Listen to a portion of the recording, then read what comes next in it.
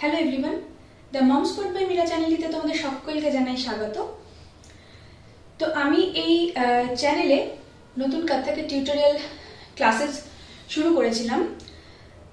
Somehow আমার কিছুদিন ধরে কোনো ভিডিও আপলোড করা হয়নি, তো আজকে অনেকদিন পর আমি আবারও কিছু টিউটোরিয়াল ভিডিও নিয়ে এসেছি। আশা করছি এরপর থেকে আমি কন্টিনিউ করতে পারবো। তো আজকে আমি টিউটোরিয়ালের সেকেন্ড চ্যাপ্টারে আছি। সো আজকে আমি তোমাদেরকে বলবো যে কত্থক ডান্সটা কি, এর ব্যাকগ্রাউন্ডটা কি, মানে এই ডান্সটার উৎপত্তি কোথা থেকে হয়েছে, ডান্সটাতে কত রকমের ঘরানা আছে, আর আমি কোন ঘরানা থেকে বিলং করছি এবং তোমাদেরকে কোন ঘরানার স্টাইলটা আমি শো করছি। মানে তোমরা ধরো আমার টিউটোরিয়াল ক্লাসেস থেকে কিছু যদি শিখতে পারো, তো তোমরা কোন ঘরানার বেসিসে এই জিনিসটা শিখবে, সবটাই আমি আজকে এই ক্লাসে বলবো। তো ডে ওয়ানে আমি দেখিয়েছিলাম পশ্চারগুলো কিরকম হবে, কিভাবে দাঁড়াতে হবে, কত্থকের বেস্ট পশ্চারগুলো কি হবে। তো আজকে চলো সরাসরি কথা না বাড়িয়ে চলে যাই এই হিস্ট্রিটাতে। তো চলো প্রথমেই আমরা জেনে নিই কত্থক নাচটা আসলে কি। তো কত্থক নাচটা হচ্ছে আমাদের ভারতে যে 9 রকম শাস্ত্রীয় নৃত্য প্রচলিত তার মধ্যেই একটি হচ্ছে কত্থক নাচ। এইবার আসি এই নাচের উৎপত্তি কোথায়। তো এই কত্থক নৃত্য, এই কত্থক কথাটার মানে হচ্ছে কথক। তো মুখে কথা বলে যেই নাচটা প্রদর্শন করা হয় সেটাই হচ্ছে কত্থক। উত্তর ভারতের একটা যাযাবর শ্রেণী প্রথম এই নাচের প্রদর্শন করে। তো পরবর্তীতে এই যাযাবর শ্রেণী যখন স্থান বিশেষে নিজের অঙ্গভঙ্গিমায় বিভিন্ন কথার মাধ্যমে নৃত্য প্রদর্শন করতে শুরু করে, ঠিক তখনই কত্থক নৃত্যের প্রচলন হয়। এইবার আসি কত্থক নৃত্যের ঘরানা। কত্থক নৃত্যে মূলত 3টি ঘরানা। একটা হচ্ছে লখনৌ ঘরানা, একটা বেনারস ঘরানা, আর আরেকটা হচ্ছে জয়পুর ঘরানা। কত্থক নৃত্যে আরো একটা ঘরানার নাম উঠে আসে, সেটা হচ্ছে রায়গড় ঘরানা। তো রায়গড় ঘরানাটা পরবর্তীতে ধীরে ধীরে ধীরে ধীরে সরে যায়, কিন্তু মেইন যে 3টে ঘরানা সেটা হচ্ছে লখনৌ, জয়পুর আর বেনারস ঘরানা। তো প্রথমে আমি শুরু করছি জয়পুর ঘরানা দিয়ে। জয়পুর ঘরানার প্রদর্শক হচ্ছেন পণ্ডিত ভানুজি মহারাজ।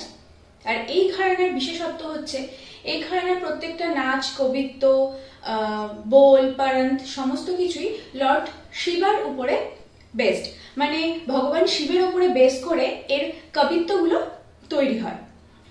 তো এবার আমি আসছি বেনারস ঘরানায়। বেনারস ঘরানার প্রদর্শক হলেন পণ্ডিত জানকী প্রসাদ।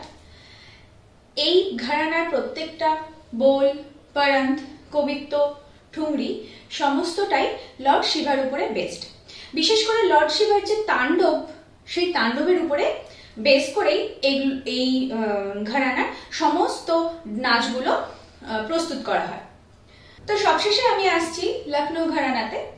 লখনৌ ঘরানার প্রদর্শক হলেন পণ্ডিত ঈশ্বরী প্রসাদ। আর এই ঘরানার প্রত্যেকটা নাচ কিন্তু, প্রত্যেকটা বোল, পারন্ত, ঠুংরি, তারপরে কবিত্ব সম্পূর্ণটা কিন্তু based on Lord Shri Krishna. Lucknow ঘরানার প্রত্যেকটা নাচের মাধ্যমে রাধা কৃষ্ণের লীলাকে প্রদর্শন করা হয়। তবে কোনো কোনো ক্ষেত্রে ভগবান শিবেরও প্রদর্শন এই নাচের মাধ্যমে দিয়ে হয়, কিন্তু মেইনলি শ্রীকৃষ্ণ এবং রাধিকার যে লীলা, সেটা এই নাচের মাধ্যমে ফুটিয়ে তোলা হয়। তো এবার মেইন প্রশ্ন হলো, প্রত্যেকটা ঘরানার সাথে কি প্রত্যেকটা ঘরানার মুদ্রার মিল আছে? না, কখনোই নেই। প্রত্যেকটা ঘরানার সাথে প্রত্যেকটা মুদ্রার মিল, প্রত্যেকটা মুদ্রা বা হস্তকের চলন, কবিত্বের চলন, তারপরে ঠুংরি, টুকরা, তোড়া, প্রত্যেকটারই কিন্তু আলাদা আলাদা পশ্চার দেখতে পাওয়া যায়। মানে আমি বলতে চাইছি, লখনৌ ঘরানায় যে পশ্চারে আমি দাঁড়াবো, জয়পুর ঘরানায় কিন্তু তার অপোজিট পশ্চারে দাঁড়াতে হবে। মানে লখনৌ ঘরানার পশ্চারের সাথে জয়পুর ঘরানার কোনো মিল নেই, জয়পুরের সাথে বেনারস ঘরানার কোনো মিল নেই, বা বেনারস ঘরানার সাথে লখনৌ ঘরানার কিন্তু কোনো মিল নেই। কোনো কোনো ক্ষেত্রে বোল, পারন্ত একই হতে পারে, কিন্তু হস্তকের চলন, তারপরে বোল, পারন্তের পরিভাষা সমস্তটাই কিন্তু আলাদা। তো চলো এবার জেনে নিই লখনৌ ঘরানার কত্থক নৃত্যকে কি কি কত্থকের মাধ্যমে ফুটিয়ে তোলা হয়। ঘরানায় সবচেয়ে বেশি ব্যবহার করা হয় চক্করের। তারপর আসে তোড়া, টুকরা, পরন, ঠুংরি, গতভাও, कसक मसक लचक। আর আসে ঠাট, আসে কবিত্ত, গুরু প্রণাম, সমস্ত কিছুর মাধ্যমে এই নাচটাকে ভরিয়ে তোলা হয়। তো আমার নেক্সট টিউটোরিয়াল গুলোতে ধীরে ধীরে সমস্তটাই আমি তোমাদেরকে এক এক করে স্টেপ ওয়াইজ দেখাবো কোনটার পরে কি আসে। তো চলো আজকের ভিডিওটা এই অবধি থাকলো।